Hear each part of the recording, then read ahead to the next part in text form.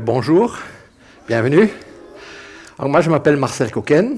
Vous entendez que j'ai un drôle d'accent. Je suis hollandais, je suis venu des Pays-Bas il y a longtemps déjà.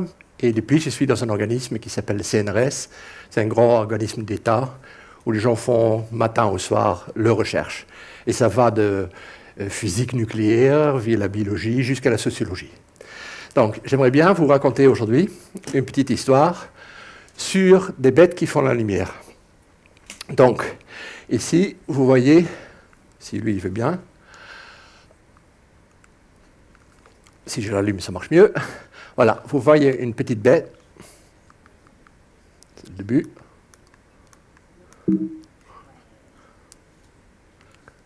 Non, il ne veut pas. Voilà. Là, vous voyez une bête qui s'appelle une luciole. Donc c'est un scarabée, vous connaissez les scarabées. Donc cette bête a la particularité, elle peut faire la lumière de ses fesses. Alors, je vais essayer de vous répondre à ces questions-là. Qui fait la lumière et où vit-il? Pourquoi fait-il ça? Et comment fait-il ça? Et si on a le temps, aussi qu'est-ce que l'homme peut faire avec? Pourquoi on étudie ce type de choses? Donc, à Terre, là où on est, la bioluminescence est très rare. Je vous dis qu'à peu près 2200 insectes. Mais actuellement, on sait déjà qu'il y a 10 millions d'insectes. Et on pense qu'il y en a encore 5, 6, 7, 8, 10 fois plus. Donc, c'est presque rien. Il y a à peu près 5000 pattes. C'est des bêtes là avec plein de pattes qui courent très vite. Vous l'avez certainement déjà vu, je pense. Il y a 120 champignons, 2 mollusques, une dans l'eau douce, 41 vers de terre et 3 bactéries. Et c'est tout ce qu'on connaît à Terre. Pas plus. Alors, je vais vous montrer un peu, par exemple. Là, c'est un champignon qu'on a trouvé en Guadeloupe. Donc, en France, il y a aussi des bêtes comme ça. Par exemple, en France, on a 5 espèces de champignons, pour l'instant, qu'on connaît. Et vous voyez, qu'on regarde dans le noir et la lumière. Là, c'est une petite bestiole qui s'appelle colombole. Ceux à la maison, je ne sais pas, vous venez tous de Paris? Ceux à la maison qui ont un compost, il n'y en a apparemment pas beaucoup, souvent il y a des toutes petites bêtes dedans qui sautent. Si vous le regardez sous la loupe, ça a quelque chose comme ça. Donc, ici, j'ai mis des animaux comme ça dans une petite boîte, et si je clique dessus, vous voyez, je souffle. Il s'allume. Donc, apparemment, ce qu'on pense, c'est que ces bêtes, ils sont tranquilles. Il y a un chien, ou je ne sais pas quoi, qui vient. Il respire dessus. Le bête s'allume. Le chien dit « Ouh, danger !» et il s'en va. Donc c'est ça, probablement, leur fonction. Ils se défendent contre un prédateur, en faisant peur avec leur lumière. Là, c'est un monsieur très fameux. Je ne sais pas si peut-être vous l'avez déjà vu une fois. Arte montre souvent des films de David Attenborough. C'est la voix de la BBC, on dit. C'est le grand présentateur de films animaliers avec qui on a eu la chance de pouvoir travailler pendant une semaine. Donc là, il montre des vers de terre qu'une dame a trouvés dans la vallée de la Loire. C'est une dame qui se balade à 5 heures le matin et sur les bords de la Loire. Elle fait ça en compagnie de 14 grands chiens. Donc les chiens ne risquent rien. Et un jour, un des chiens a creusé et il a trouvé un ver de terre qui faisait la lumière. Donc ici, on veut voir si ce ver de terre est mangé par des carabes. Des carabes, c'est des grands scarabées. Donc on laisse un peu acheter. Donc on éteint la lumière. On voit le ver de terre qui fait bien sa lumière, vous voyez bien. Et d'un coup, il y a le carabe qui va, ça est un peu haché. Voilà, le carabe, il va essayer, et il va tester un peu. Il mord un tout petit peu dans le verre. Le verre s'allume un tout petit peu. Et là, le carabe décide de vraiment croquer. Et vous allez voir ce qui se passe. Vous voyez? Tout le verre s'allume. Sauf que le carabe n'a rien à faire. Il continue à mordre et il a mangé le ver de terre. Donc apparemment, ce prédateur, ce mangeur de ver de terre, il n'est pas rebuté par la lumière. Et apparemment, le ver n'est pas plus toxique, sinon il l'aurait lâché. Mais il doit avoir des prédateurs qui voient bien la lumière et qui laissent le ver tranquille. C'est ça un peu l'hypothèse, comme on dit, qu'on a actuellement. Donc, après, on va aller dans la mer. Donc à terre, je vous ai dit, c'est très rare. Dans la mer, la bioluminescence est partout. Partout, partout, partout, partout, partout. Donc là, on est à terre. Là, c'est ma maison. On descend doucement vers la plage et on descend dans la mer. Et on descend, descend, descend, descend, et on va jusqu'à 6000 mètres. Non, si on regarde dans cette zone-là, entre 150 et 1500 mètres, 90%, donc 8 sur 10 animaux, font de la lumière. Donc c'est plutôt la règle dans la mer profonde. Et avant de vraiment aller dans la mer, on commence déjà à aller dans le frigo. Donc si on regarde dans le frigo, il y a un monsieur qui a acheté un joli poisson et qui va le mettre dans son frigo. Et ils vont filmer, avec une caméra très sensible, ils vont filmer pendant 4 jours à peu près. Et vous allez voir ce qui se passe. Vous voyez? Donc le poisson s'allume. Mais ce n'est pas le poisson qui s'allume. C'est quoi qui s'allume? Quelqu'un a une idée? Oui? Ouais. Non, ce n'est pas de luciole. Luciole, ça vit à terre. Vous voyez que ça s'allume de plus en plus. Ce qui s'allume, c'est ça. Si on peut éteindre une seconde juste pour qu'ils voient.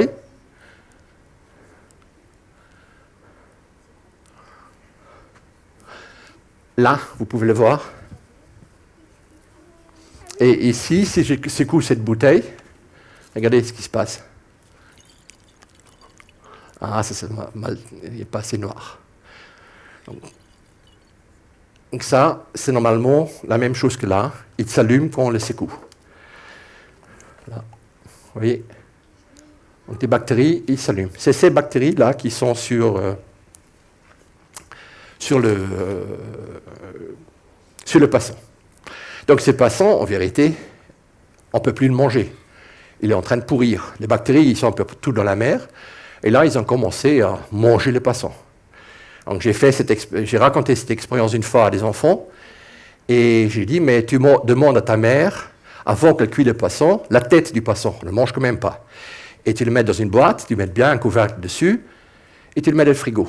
Et tous les jours, tu regardes. Et tu verras que ça devient lumineux. Sauf que le garçon, il n'a pas dit à sa mère de mettre un couvercle. Donc, à un certain moment, j'ai eu un coup d'appel de l'enseignante. Si elle avait le droit de donner mon nom et mon numéro de téléphone, je dis, mais vas-y. Et donc, la mère dit, je pourrais raconter ce type d'histoire si j'ai assuré qu'il mette une boîte dessus. Elle n'avait pas eu le droit, elle avait proposé. Non, M. Coquin n'avait pas dit. On devait le faire sans boîte. Et donc, j'ai eu une guerre pendant 3-4 jours pour un poisson qui puait dans mon frigo, mais l'expérience était réussie. Donc, des bactéries. Après, on a ça. Qui a déjà vu la mer s'allumer en allant à la plage le soir? 3, 1, 2, 3, 4, ouais, une dizaine. Donc, on a souvent ça. On se balade à côté de la mer et la plage s'allume. Ou on jette un caillou et la mer s'allume. Ou les vagues se cassent et on le voit lumineux. Et ici, c'est une image qui vient d'un film que David Attenborough a fait. Vous reconnaissez les bêtes que c'est? Des dauphins. Vous voyez? C'est des dauphins. Mais ce n'est pas les dauphins qui font la lumière. Non, ils nagent à travers une mer qui contient plein de ces microalgues, comme on les appelle. Donc les microalgues, j'ai aussi une bouteille. Je peux vous la montrer. Et on devait faire à nouveau très très très noir. C'est normalement plus faible que l'autre.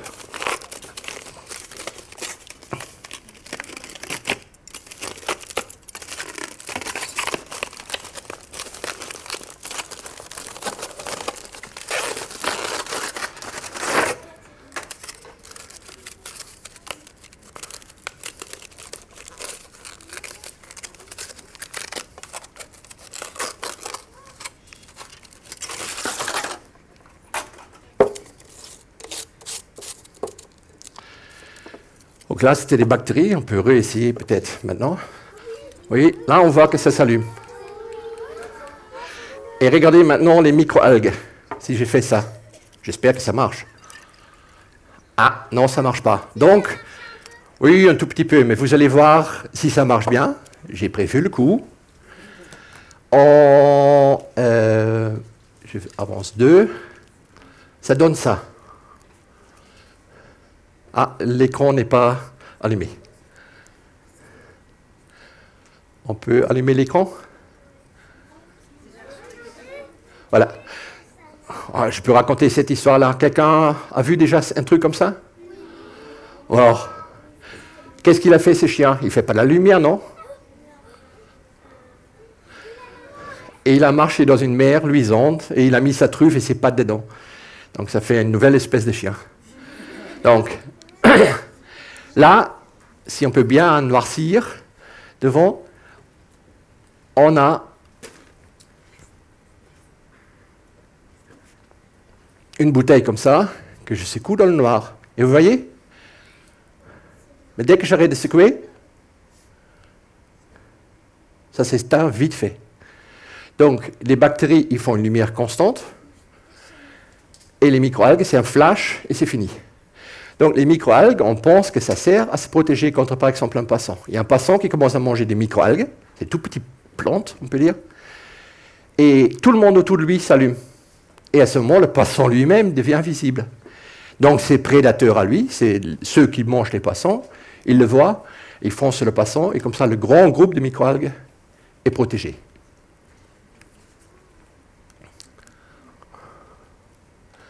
Bon alors, ces mers luisantes qu'on appelle ça, ça peut être énorme. Vraiment énorme, énorme, énorme, énorme.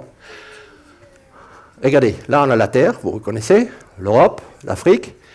Et ici, on va aller dans ce coin-là, ça s'appelle la Corne d'Afrique. Parce que ça fait une corne. Et regardez ici, ça c'est un satellite, vous voyez les trucs là qui tournent autour de la Terre. Il y en a certains qui ont des caméras très sensibles. Et un de ces satellites, en 1995, il a vu une drôle de tache à côté de l'Afrique. Et donc les scientifiques sont allés voir, et ils ont trouvé que c'était des bactéries. Et cette tache-là, elle était à peu près la moitié de la Bretagne. Donc la Bretagne, Ouest-France, moi je viens de là, la moitié.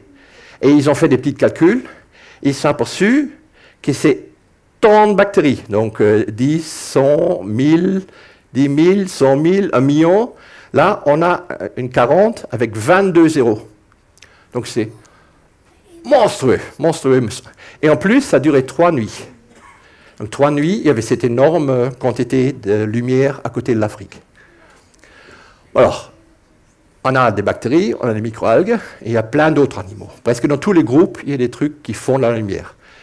Celui-là, je vous montre parce que je l'aime bien. Surtout que ça montre au début comment est une méduse. Vous voyez? Ça, c'est une méduse très fameuse qui s'appelle Equoria. Vous voyez, et petits canaux par lesquels tout le liquide passe. Et si on éteint la lumière, on a ça. Et dans le cas de cette méduse, on ne sait absolument pas à quoi ça lui sert. Ça ne sert pas à se protéger contre un prédateur. On ne sait pas. Donc c'est ça le problème de la bioluminescence. Souvent, on ne sait pas à quoi ça sert. Oui?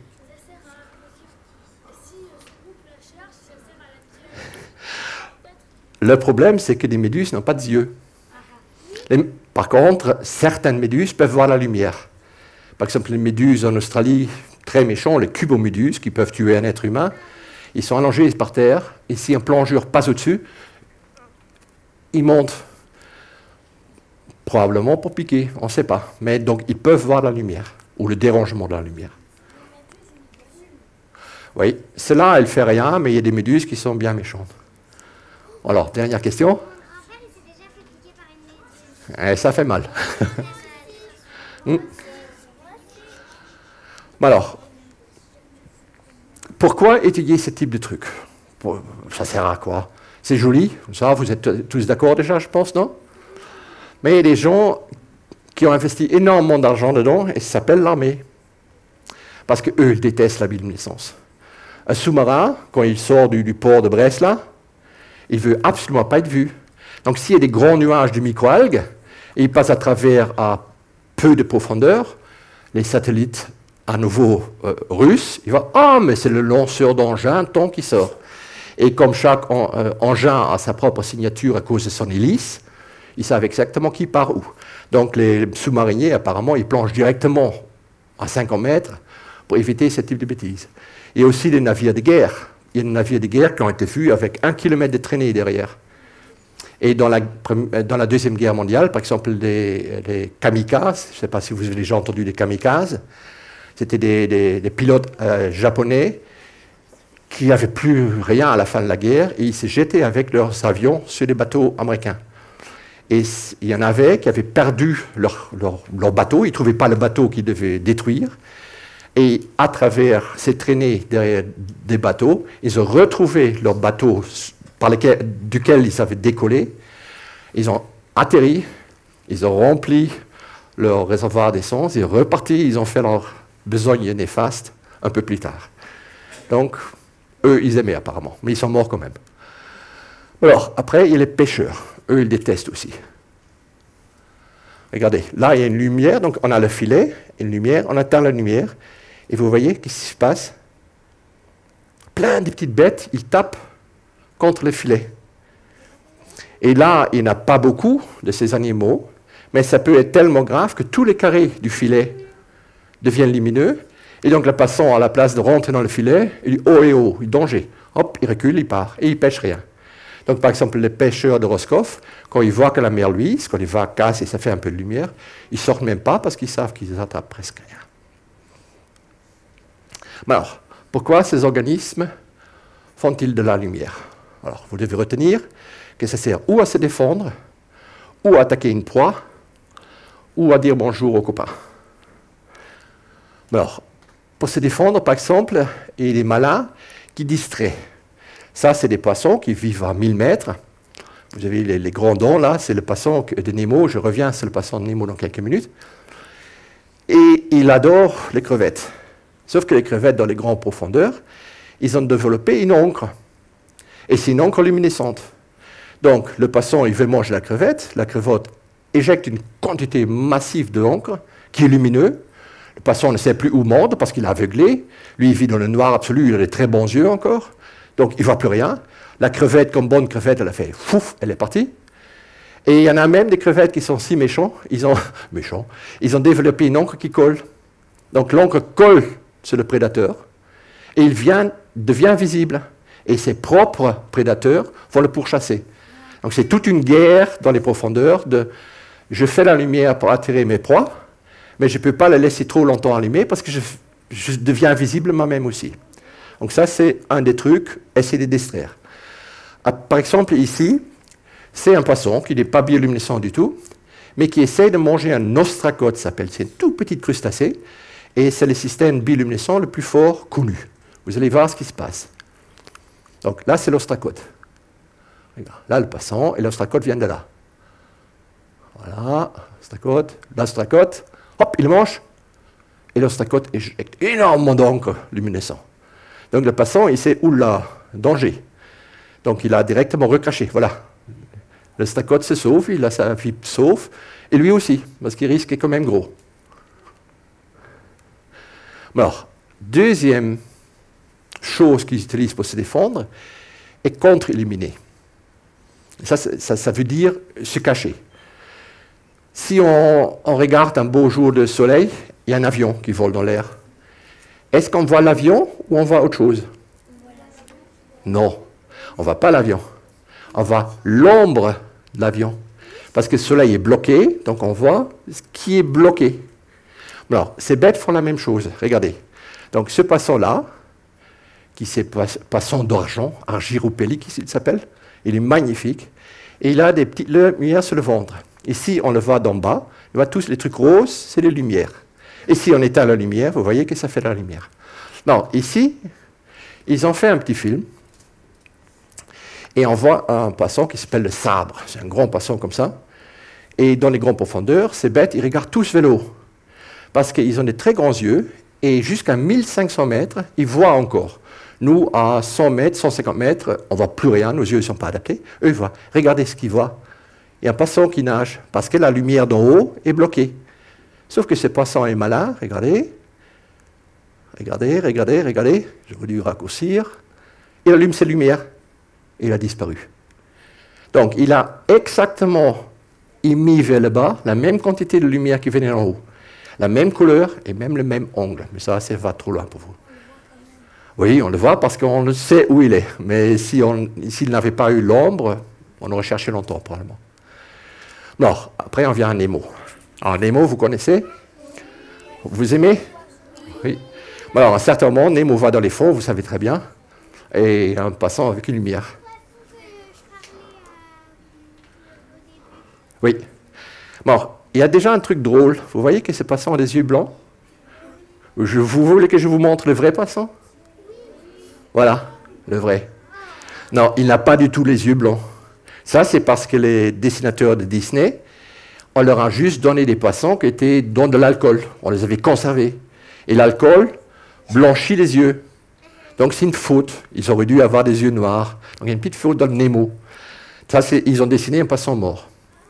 Alors, celui-là, c'est le fameux poisson. Il s'appelle Haemontolophus groenlandicus, parce qu'on l'a trouvé d'abord en Groenland, donc dans le nord. Et ce poisson, en vérité, le poisson commence là. Ça, c'est son corps. Et tout ça, c'est la gueule, c'est la bouche. Donc il y a des dents partout, même sur les parois, même sur l'entrée de l'estomac, il y a partout des dents. Donc on rentre, on ne sort plus. En plus, vous voyez, tout petit œil. Mais il a un truc très spécial, ça s'appelle un leurre. Il a quelque chose pour leurrer, pour attirer ses proies. Et dans cette leurre-là, il a une colonie de bactéries. Il est, à mon avis, méchant. Mais il est que grand comme ça, donc ça va. Mais cette lampe, il a un truc devant, ça s'appelle un diaphragme, un truc qu'on peut ouvrir et fermer. Donc il peut allumer la lumière, éteindre la lumière, allumer la lumière, éteindre la lumière. Donc ça, à mon avis, de rencontrer à 1000 mètres, pas la meilleure chose à faire. Non, finalement, troisième groupe. Je ne sais pas, je l'ai vu une fois vivant et il était bien mal parce qu'on l'avait ramené de 1000 mètres. Donc, mais je ne sais pas comment il est à 1000 mètres. Peut-être c'est une bête féroce, peut-être une bête toute tranquille qui nage doucement et qui attend que quelque chose passe devant. Donc, là, c'est un phénomène qui s'appelle float lighting. C'est l'anglais, l'américain dit ça. Pour le dire facilement, c'est des poissons avec une lampe de poche. Vous voyez, ces poissons-là, il a sous l'œil 2 lampes. Et en plus, il fait des lampes rouges. Il est très malin, parce que dans les grands fonds, il n'y a normalement que de la lumière bleue. Vous avez vu que c'est bleu-vert. Et 99,999% des bêtes font que du bleu. Donc lui, il a développé une lampe rouge, et comme ça, personne ne peut le voir. Donc lui, il nage doucement, et ses proies ne peuvent pas le voir. Il n'a que à chercher et manger. Donc c'est un poisson à lampe poche. Ça, c'est un poisson aussi à lampe poche. Et lui, il vit à 10 mètres autour d'Hawaï. C'est un petit poisson comme ça. Il vit aussi en mer Rouge. Et il a fait, par exemple, peur à l'armée israélienne. L'armée israélienne, ils ont une guerre avec l'Égypte, la guerre des 6 jours, ils appellent ça. Et quand les Israéliens avaient pris la presqu'île du Sinaï, la nuit, ils ont vu des lampes, des lumières arriver sur la côte. Donc ils ont directement téléphoné des plongeurs de marine. Les plongeurs sont allés dans l'eau, et qu'est-ce qu'ils ont trouvé? Des photobléphorants qui se reproduisaient. Il y avait des centaines qui faisaient des grosses boules de lumière, et ce n'étaient pas des plongeurs de combat égyptiens qui essayaient de reprendre la presqu'île. Donc ils ont fait peur à une des meilleures armées au monde. Alors, là, on les a. Et si on les fait nager, vous voyez, donc au début, ils ont mis un peu de lumière blanche pour qu'on puisse les voir, mais après on éteint. Vous voyez, ces bêtes, ils ont des lampes, ils les allument, ils les éteignent. Et là, hop, on a éliminé la lumière blanche. Donc c'est des cliquetis, et ils se disent bonjour. C'est dangereux parce qu'il y a des prédateurs aussi, mais pour ça, ils sont très malins parce qu'ils cliquent et ils changent de direction. Donc un prédateur, il ne sait pas où mordre. Et ils ont aussi cette deuxième fonction, vous voyez, ils ont une lampe poche. Ils sont en train de regarder, hop, vous voyez, il a pris quelque chose. Hop, il a mangé quelque chose. Donc ils ont les deux fonctions. Ils se disent bonjour, ils se comprennent, et ils mangent. Non, non, non, non. Attends, là, on le voit bien. Donc, l'œil est là, le truc noir, et en dessous, il a une grande glande. Et dans son cas, c'est aussi une symbiose, ils appellent ça. Il vit ensemble avec des bactéries. Donc, il entretient des bactéries. Il cultive des bactéries. Non, non. Ils ont besoin chacun de l'autre. Les poissons, ils utilisent ça pour attirer leur proie ou pour chercher à manger. Et les bactéries, ils profitent de ce que le poisson leur apporte. Le poisson les nourrit. Donc, ils n'ont pas à avoir le risque d'être quelque part dans le volume ouvert. Ils mangent ce que le poisson leur donne. Oh, ceux-là, ils ne sont pas rares. On peut même les trouver dans certains aquariums. Donc, mais là, on va retourner à terre. Parce que là, c'est le groupe des meilleurs... Oui. Pardon? Et il y a plusieurs systèmes. Il y en a qui ont une glande qu'ils peuvent basculer vers l'intérieur, comme ça ils s'éteignent, et d'autres qui ont un septum, ils appellent ça. Donc ils ouvrent et ils ferment. Donc, mais c'est une bioluminescence constante, comme là. Ouais. Donc, là, c'est le signalisateur hors pair. Tous les lucioles et vers-luisants signalent. Donc là, c'est la larve d'un ver-luisant. Le ver-luisant, c'est un très grand mangeur d'escargots et les limaces. Une petite larve comme ça, qui mesure 2-3 cm, mange tous les 3 jours un escargot. Donc c'est efficace. Et il fait ça, il mord l'escargot, il attend un peu, l'escargot est endormi, après il le remord et il injecte une enzyme, une protéine qui peut manger. Donc elle liquéfie l'escargot, et après la larve vient, elle suce le liquide et elle a mangé. Le pauvre escargot n'a pas aimé. Donc, là, c'est la larve. Là, c'est la femelle. Elle ressemble un peu à la larve. Et ça, c'est les mâles. Donc, les mâles, on voit encore que c'est un vrai scarabée. Ils ont les plaques qui protègent les ailes. Mais la femelle est totalement différente. Donc, dans ce groupe, lui fait la lumière et elle fait la lumière. Les mâles ne font pas la lumière. Donc, la lumière de la femelle, ici, on voit la femelle, on voit qu'elle a les fesses qui s'allument.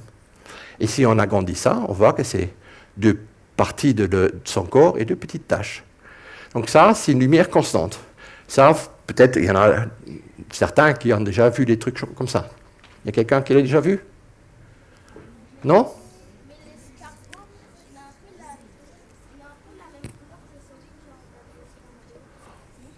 Oui, oui, oui, ils ont là.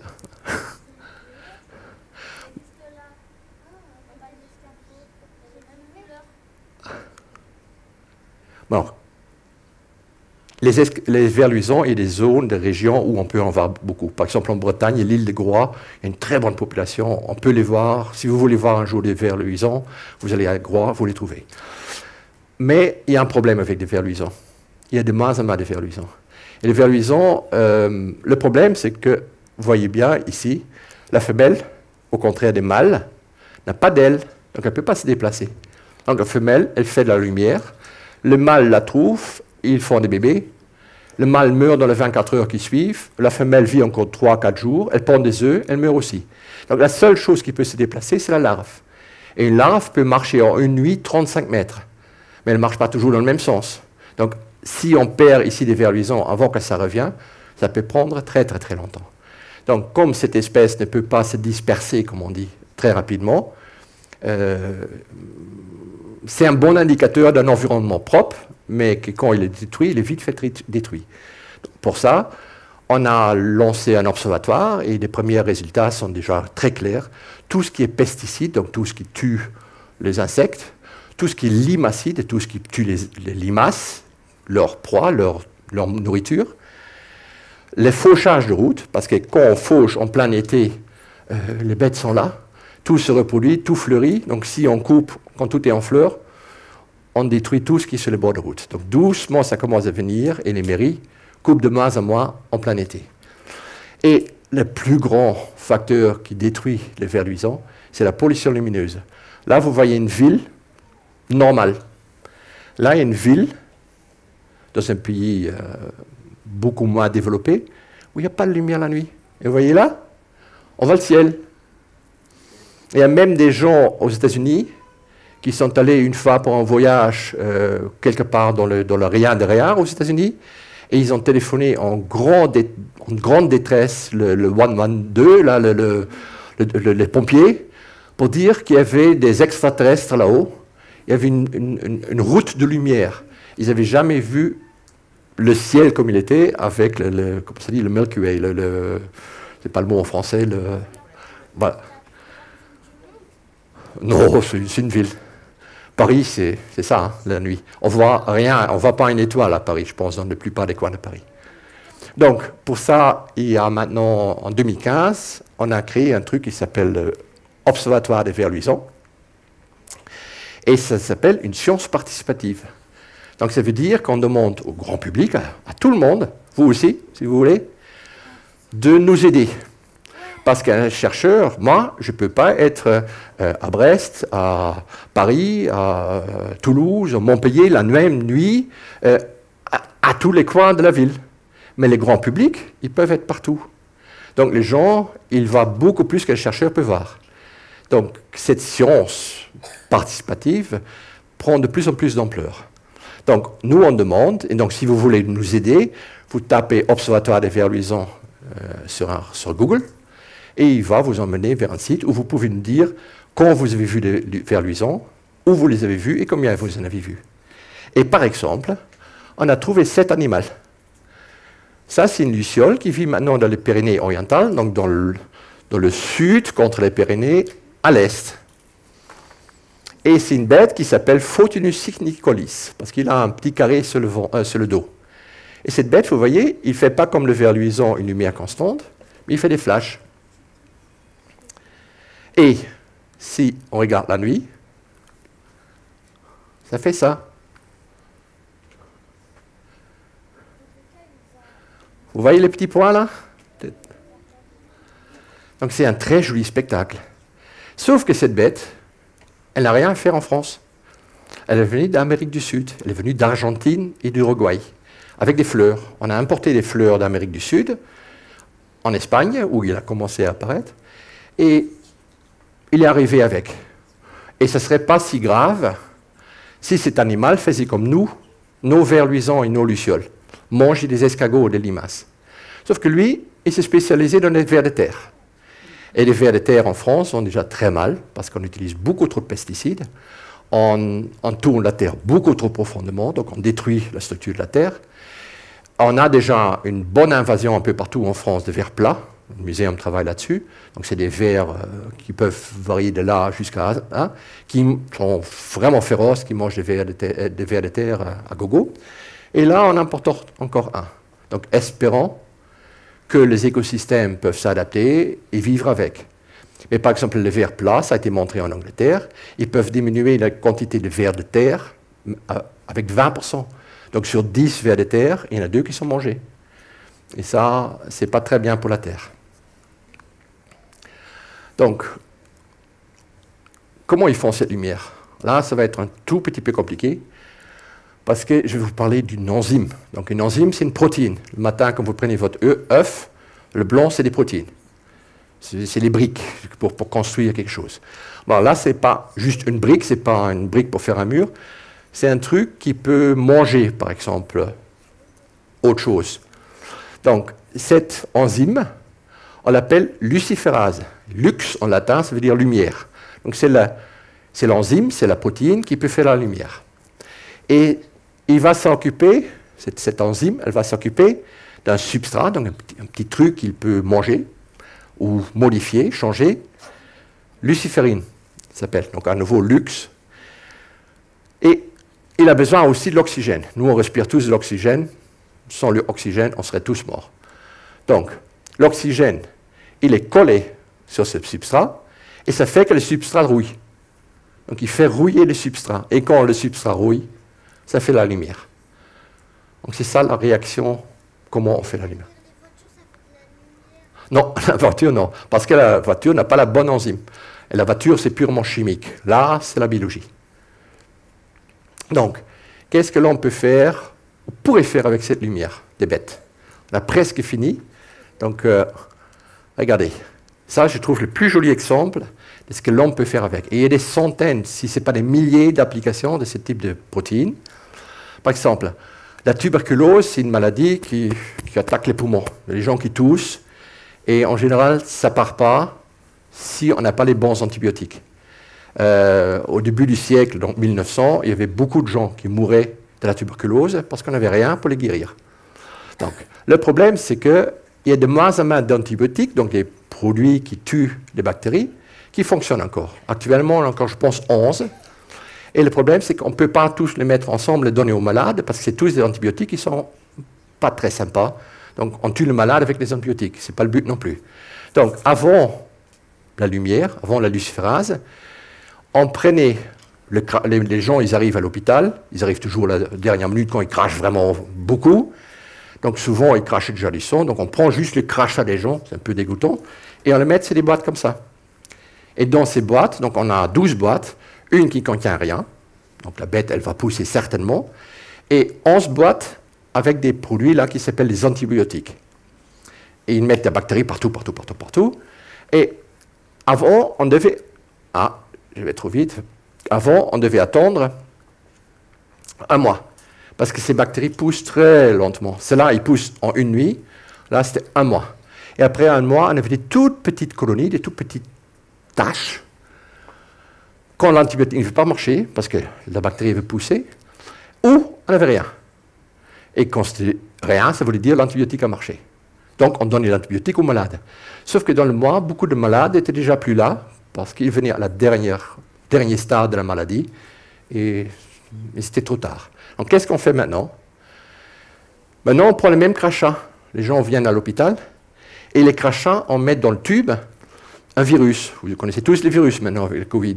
Donc là, c'est un virus qui s'appelle un bactériophage, spécifique à cette bactérie. Et dans ce bactériophage, on a mis une luciférase, une enzyme qui peut faire la lumière. Donc, le bactériophage infecte, rentre dans la bactérie, lâche la luciférase, et après 2 jours, on a une microcolonie, 1 ou 2 ou 3 bactéries qu'on ne peut même pas voir à l'œil nu. Mais comme ils font la lumière, quand on en met le substrat, la luciférine, on met versus la luciférine sur la batte, on peut très sensiblement détecter cette lumière. Donc maintenant, à la place d'attendre un mois, on attend 2 jours. Et là, on a sauvé des gens. Il y a quand même 10 millions de gens qui meurent tous les ans de tuberculose. Donc c'est aussi grave que le sida. C'est 5 fois moins grave que la fumée. Fumée, ça, c'est 50 000.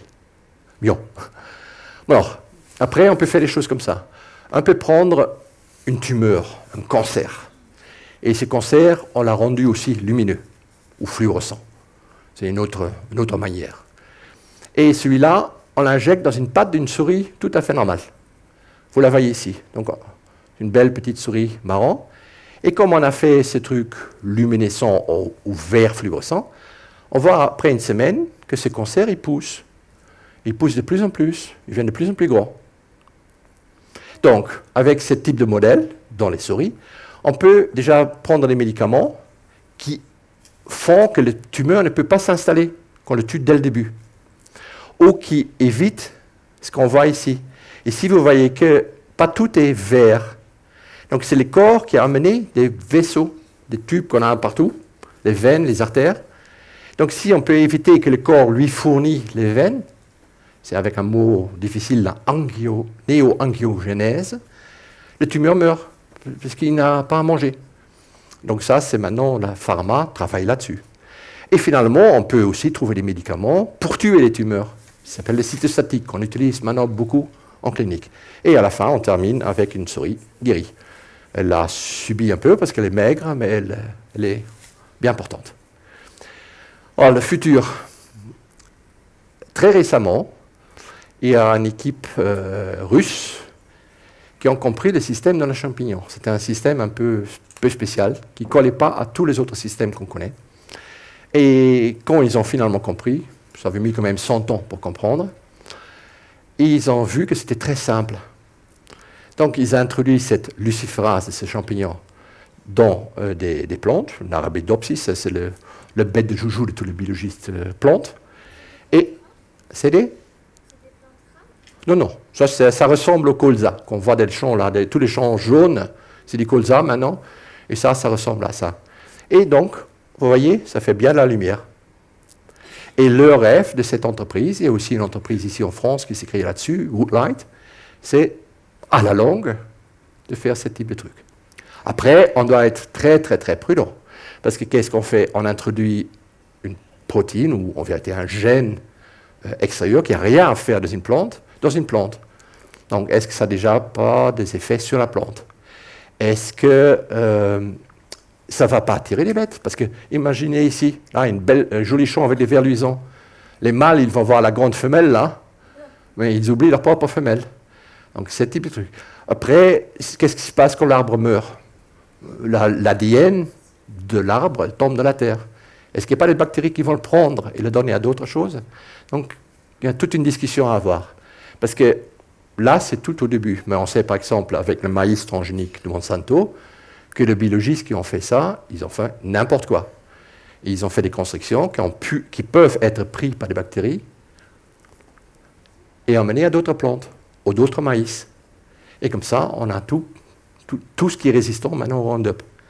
Donc, ce type de technologie est magnifique, mais on doit la faire bien. Donc, voilà. Est-ce qu'il y a des questions? Je vous ai assommé. Alors, pour les questions, donc je vais passer avec le micro. On va essayer que la plupart des enfants, vous puissiez poser la question, mais ça ne sera peut-être pas le cas pour tout le monde. Donc, désolé d'avance. J'avais dit...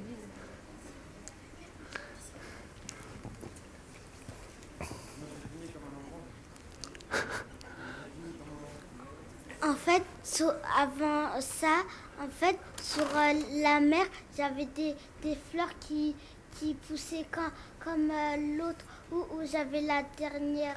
Avant ça, j'avais un autre. C'était comme... c'était ça le dernier truc. C'était comme ça, dans la mer, j'ai ça.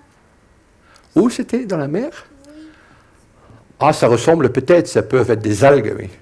Mais ça ne fait pas de lumière, malheureusement. Il n'y a pas de plantes qui font la lumière, sauf ça, des microalgues. Mais en vérité, je dis que c'est des plantes, mais en vérité, ce n'est pas vraiment des plantes. C'est des trucs, on ne sait pas vraiment où les mettre, c'est moitié plante, moitié animal. Les champignons font la lumière, mais les champignons, c'est un règne totalement à part. C'est des levures, dans un certain sens. Les champignons à dégrader. Ah, à quoi sert la bioluminescence dans les champignons? On sait, il y a des expériences qui ont été faites, les mêmes expériences avec d'autres champignons disent le contraire. Donc l'idée, c'est que le champignon fait la lumière. La nuit, il y a par exemple les mouches qui viennent, qui sont attirées par cette lumière. Ils marchent sur le champignon, ils se ramassent des spores, et ils volent, et ils dispersent les champignons. Mais avec d'autres espèces de champignons, les mouches sont attirées, mais ils ne font rien. Donc, c'est pas clair encore, les champignons. Quand il y avait la bête rouge dans la mer, vous disiez qu'on ne la voyait pas, alors que vu qu'elle faisait de la lumière rouge, les bêtes, ils les voient normalement. Bah oui, parce que c'est l'autre couleur. C'est une autre couleur. Oui, tous les autres ne voient pas le rouge. Leurs yeux voient que du bleu. Parce qu'eux, ils font eux-mêmes la lumière bleue, et la lumière, eux, à 1500 mètres, où nous, on arrête à 100 mètres, ils voient encore la lumière. Donc, ils ont des yeux magnifiques, très bien adaptés. Sauf que pour le bleu. Et ces poissons-là, il a fait des yeux adaptés rouges. Lui, il peut voir du bleu et du rouge. Donc, il a une lampe torche que personne ne peut voir. Génial. Je voulais savoir si, en fait, il y a quelques... En fait, j'ai déjà vu les lucioles. En fait, pourquoi on les met dans des cages pour que ça fasse de la lumière? Et je ne sais pas où tu as vu ça, probablement en Chine ou au Japon ou quelque part ici en France? Non. Non? Il y a des habitudes comme ça. Par exemple, les premiers, les Espagnols, les conquistadors espagnols, ils allaient vers les Caraïbes et il y a à Haïti, il y avait des tribus indiennes où le chef s'est collé une grosse luciole dans les cheveux, les guerriers, une luciole, c'est des sandales, et ça passait à travers le jungle comme ça pour aller taper sur une tribu un peu plus loin. Donc on a toujours utilisé les lucioles. Un peu plus tard, quand les jésuites et tout ça sont arrivés sur les mêmes îles, les gens, ils attrapaient 4 de ces cucuyos, ils appellent, et avec 4, on peut lire un bouquin. Donc les gens ont toujours utilisé. Et surtout au Japon et en Chine, les lucioles, ils sont... Surtout au Japon, c'est quelque chose de presque sain. Donc, eux, ils les étudient à mort. C'est le plus de gens qui étudient les lucioles, c'est au Japon. En Chine, c'est plutôt un signe de, par exemple, un mariage heureux. Donc, un mariage heureux, maintenant, il y a des hôtels qui proposent d'avoir la chambre de mariage remplie avec des lucioles. Et soi-disant, c'est tous des lucioles cultivées. Mais la masse d'hôtels qui proposent des lucioles dans les chambres de noces, on doute un peu qu'ils soient cultivés et pas juste pris dans la nature, ce qui est naturellement néfaste pour les populations. Et les microbes, elles viennent s'installer sur le poisson ou c'est directement quand le poisson y mange? J'ai pas entendu le début. Les microbes, ils viennent s'installer sur le poisson directement? Les poissons, donc souvent, c'est la maman, au moment qu'elle pond des œufs, elle met les bactéries déjà sur les œufs. Donc quand le petit poisson sort de l'œuf, les bactéries sont en lui et ils s'engouffrent dans cette glande qui, quand le poisson est petit, est ouverte. Et après, le poisson règle ça. S'il y en a trop, il en tue, il en mange, ça repousse, il les utilise. Il y a aussi des espèces qui ont carrément une glande ouverte, donc tous les matins, ils crachent toutes les bactéries dehors, sauf les quelques-uns qui s'accrochent au mur. Dans la journée, ils se reproduisent, ils remplissent la glande, et le soir, ça fait à nouveau de la lumière. Parce que ce que je n'ai pas dit, ils font que la lumière quand ils poussent. Si la bouteille est pleine, ils arrêtent de faire la lumière. Oui. Je voulais savoir si c'est contagieux. Contagieux? Les bactéries? Ces bactéries, c'est souvent des vibrios, ou un truc photobactérium, ils appellent ça maintenant, mais c'est un vibrio. Et il y a par exemple le vibrio choléré qui donne la choléra. Et la choléra, c'est une maladie bien méchante. Si on est dans un pays, ici le choléra n'est pas si grave. On vous met à l'infus, on vous donne des antibiotiques et ça passe. Mais si on est en Afrique profonde, choléra, ça tue. C'est la même famille, sauf ces bactéries-là, ils sont apparemment pas, ils sont pas dangereux. Donc vous pouvez vous approcher, vous risquez rien. Oui. Les bactéries, ils viennent d'où? Les bactéries? Oui, ils viennent d'où? Ah, donc ils sont un peu partout dans la mer. Des collègues à Marseille, par exemple, ils ont trouvé ces bactéries sur des lampes qui étaient sous l'eau. Et c'était des lampes, c'était des capteurs qui devaient mesurer quelque chose. Et ils voyaient que ça devenait de plus en plus compliqué. C'était des physiciens, donc ils devaient augmenter leur sensibilité, et ça devenait de plus en plus calfeutré. Donc les biologistes sont allés voir, ils ont trouvé des bactéries qui poussaient sur ce mur. Cette bactérie-là, moi je l'ai trouvée dans un poisson. La souche s'appelle rat tail, queue de rat. Parce que le poisson, c'est un grenadier, dit le français, mais l'anglais dit c'est queue de rat. C'est un poisson avec une très drôle de forme, il a une tête un peu bossue, et le reste de son corps fait ça. Donc c'est une queue comme un rat. Donc vous le trouvez ici à l'étal du poissonnier. Mais il coupe systématiquement l'arrière-train du poisson. Parce que les gens n'aiment pas un truc qui ressemble à un rat. C'est un très bon poisson à manger, mais il n'a pas une belle gueule. Est-ce que les bactéries, elles peuvent être sur les troncs aussi? Non, ceux-là, ils ne peuvent pas pousser sur les troncs. Sur les troncs. Déjà, à terre, il n'y a que 3 bactéries. Et c'est des bactéries qui infectent surtout des chenilles. Ils tuent les chenilles et ils se propagent comme ça. Donc la chenille, elle est infectée, la bactérie se nourrit de l'intérieur de la chenille, elle meurt, d'autres bêtes marchent à travers, dispersent les petites bêtes qui portent ces bactéries, qui s'appellent des nématodes, et comme ça, ça se propage. Donc à terre, il n'y a pas de bactéries qui font la lumière. Les troncs, comme tu dis, c'est des champignons. Beaucoup de champignons, ils ont le chapeau, là, le chapeau, le classique champignon là, des corrigons, des trucs comme ça qui s'assoient dessus. Mais en dessous, il y a un mycélium, ça s'appelle. On peut dire c'est les racines. Et ces feuilles et ces troncs qui s'allument, c'est les mycélia des champignons. Sur la photo des algues, l'algue là, autour.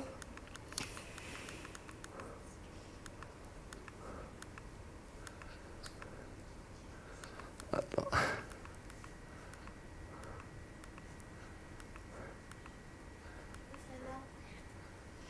C'est là ou... Non, c'est là.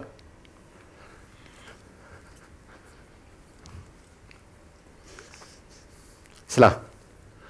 oui, leur lumière, vous avez dit sur les algues qu'on ne sait pas à quoi elle sert, mais je pense que ça sert à quand dans le noir, la nuit, la mer elle devient noire, ça sert à pour qu'ils voient. Le problème, c'est que les algues n'ont pas d'yeux. Et c'est là, ils ne peuvent même pas détecter leur propre lumière. Ils ne peuvent pas voir la lumière. Beaucoup de bêtes n'ont pas d'yeux, mais ils peuvent voir la lumière. Par exemple, mon ver de terre que je vous ai montré, il n'a pas d'yeux, mais il peut voir la lumière. Donc très longtemps, on a pensé que ça servait pour qu'il trouve son autre partie. Les vers de terre, ils sont mâles, femelles au même moment. Pensez ça. Les algues n'ont même pas d'yeux. On ne sait pas comment ils voient qu'ils ont fait la lumière. Mais dans les algues, comme je disais, ça sert à se protéger contre les prédateurs. Un prédateur qui commence à manger, tous les algues autour, ils s'allument. Donc le poisson, il devient visible et il est mangé par d'autres poissons. Bonjour. Bonjour. Alors, comme on a vu précédemment dans votre exposé, on observe de la bioluminescence dans différentes situations et pour différentes raisons. Est-ce qu'on a une idée de ces différences comportementales par rapport à la bioluminescence qui au final utilisent toute la même technique Est-ce qu'on sait pourquoi, si c'est plus clair, est-ce qu'on sait pourquoi on utilise et la bioluminescence pour assurer une reproduction d'une espèce, en même temps pour se défendre, manger, proie, par exemple, oui. Ou pour se défendre vis-à-vis d'un prédateur. Chaque bête a développé son propre application. Le truc que je n'ai pas dit, c'est que la bioluminescence est très facile à faire apparemment. Ça semble compliqué, mais c'est pas compliqué du tout. On pense maintenant que ça a été réinventé au moins 80 fois. Parce que, par exemple, une luciférase d'une bactérie n'a rien à voir avec une luciférase d'une méduse, n'a rien à voir avec celle d'une crustacée, d'une bactérie. Et même dans les insectes, il y a 10 ou 15 types de luciférase. Les luciférines, c'est pareil, il y a déjà 15 types de luciférines. Donc apparemment, on peut très vite réinventer un système pour faire la lumière. Et on pense que c'est des systèmes, quand la Terre a commencé, plus en plus d'oxygène, de plus en plus d'oxygène, et ça devenait dangereux. L'oxygène, ça rouille, ça tue. Donc les bêtes, ils ont développé des systèmes pour détoxifier l'oxygène, et quand ils sont allés dans les grandes profondeurs, ils n'avaient plus besoin, parce qu'il y avait beaucoup moins d'oxygène. Donc ils ont muté ce système de détoxification pour faire la lumière.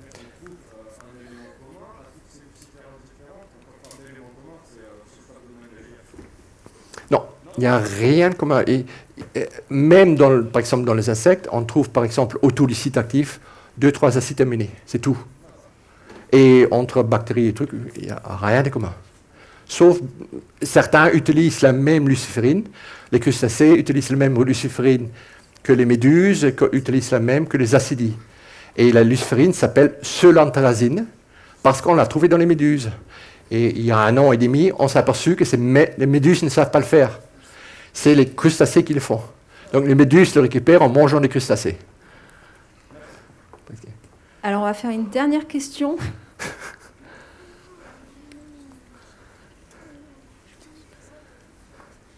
Je voulais dire que moi j'ai déjà vu des bêtes s'illuminer. Ah oui? Quelle bête? Je ne me rappelle plus comment elle s'appelle, mais j'en ai déjà vu une la nuit, en vacances. En vacances, à terre. Et ça flashait ou ça faisait une lumière continue? Alors c'est probablement dans le sud de la France, oui, près de Nice, et c'était une luciole. Oui. Ouais, c'est très joli à voir. Je voulais dire, est-ce que comment on allume les on met une lumière d'aller où il y a les abeilles ou c'est une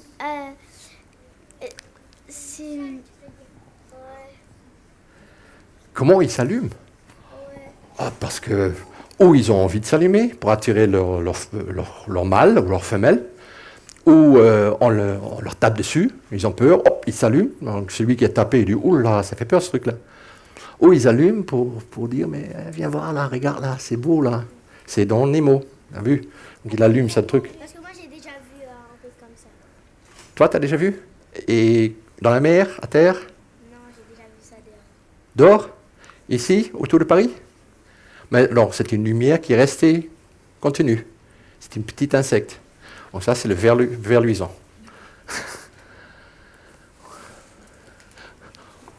Hein? Comme s'ils veulent continuer, moi je veux bien. Ah, ce que je vous propose, c'est qu'on va arrêter les questions au micro. Par contre, quand vous allez passer devant notre chercheur qui est là pour nous, peut-être qu'il pourra répondre à quelques questions. Oh. Voilà. Merci à tous. Merci. Et merci à vous surtout. Merci. C'est chouette.